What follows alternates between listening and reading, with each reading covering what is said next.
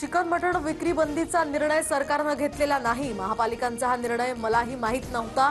मुख्यमंत्री देवेंद्र फडणवीसांची प्रतिक्रिया। तर 1988 साली काँग्रेस सरकारनेच या संदर्भात जी.आर. काढला। फडणवीसांचं स्पष्टीकरण। कुणी काय खावं हे ठरवण्यात सरकारला काही रस नाही। फडणवीसांचं विरोधकांना उत्तर। तर ठाकरेंच्या काळात सुद्धा असाच जी.आर. निघाला होता। विरोधकांनी मूर्खपणा बंद करावा, मुख्यमंत्र्यांचा सल्ला। महाराष्ट्राला या ठिकाणी तुम्ही नपुंसक बनवताय का? फडणवीसांनी मांस विक्री बंदीचे फतवे मागे घ्यावे। संजय राऊत आक्रमक। तर काही जण शाकाहारींना नपुंसक म्हणतायत। फडणवीसांचं उत्तर।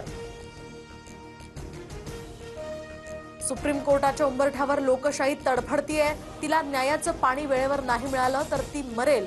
खंडपीठ कुठलंही असो, सरन्यायाधीशांनी लक्ष घालावं। उद्धव ठाकरेंची भूषण गवईंना विनंती।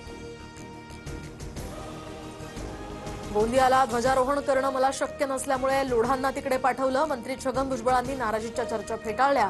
गोंदियात भुजबळांऐवजी मंगलप्रभात लोढा ध्वजारोहण करणार।